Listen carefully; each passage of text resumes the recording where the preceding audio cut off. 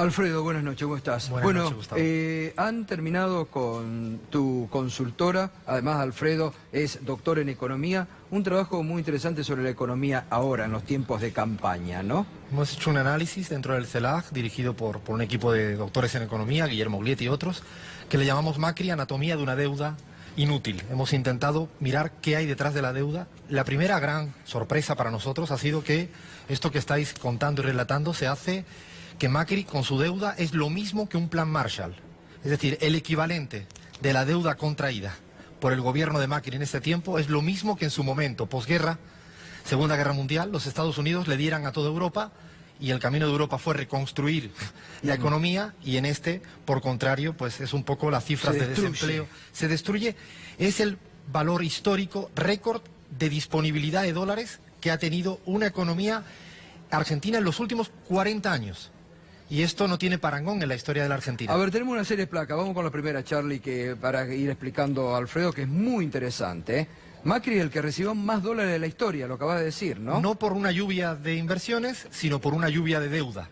Fundamentalmente se explica el porcentaje tan alto en la obtención de esa cantidad de dólares disponibles que no tiene comparación ni con la dictadura, ni con la convertibilidad, ni con la etapa kirchnerista.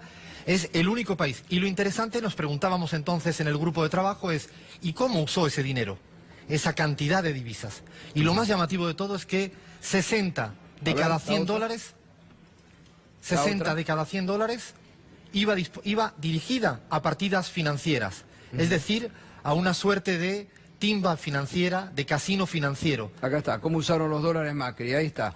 60% a partidas financieras. Es increíble porque además uno observa que, claro, cuando el 60%, 60 de cada 100 dólares que ha tenido disponible este gobierno lo ha lanzado simplemente a la cuestión financiera, y de ese valor, lo llamativo es que si miras un poco más, 36 dólares de esos 100 se fueron a fuga de capitales. Entraron y salieron. Y de hecho, cuando uno mira otro porcentaje importante, 20 dólares de cada 100 era para pagar deuda e intereses. Y otro poquito para repatriar dividendos para las grandes empresas. Es decir, todo fue prácticamente para la fuga. Nada en infraestructura, que es lo que creo que muestra la próxima placa. ¿En qué se podría haber usado este endeudamiento tremendo que está dejando Macri? De hecho, Gustavo, hicimos un análisis muy simple. Si hubieran usado las divisas, la cantidad de divisas disponible, de una forma promedio como se hizo en los 30 y tantos años anteriores, ni siquiera solo en la etapa kirchnerista, se hubiera crecido económicamente en un 8%.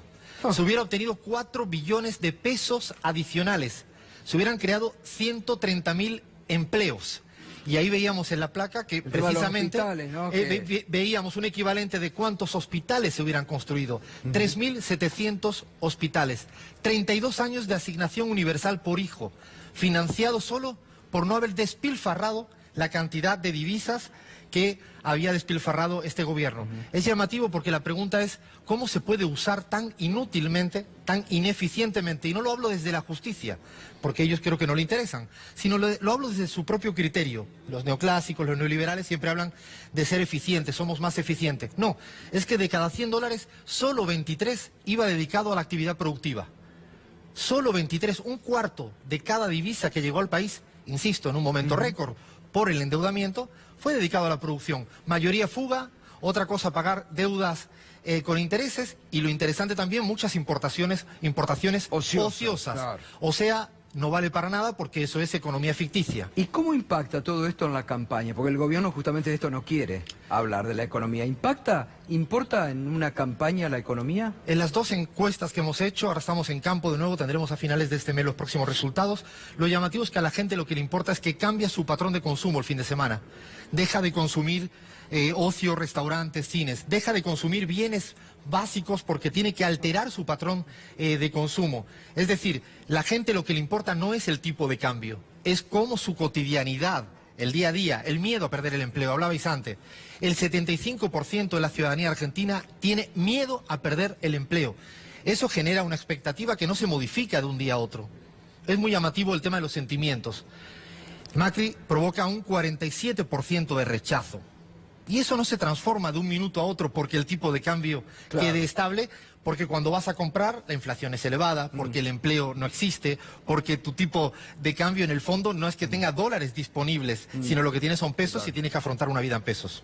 Gracias, excelente. Gracias a vosotros. Esperamos ansioso al fin de mes la última encuesta. Lo tendremos. Claro, Carlos, ¿no? Pero, clarísimo.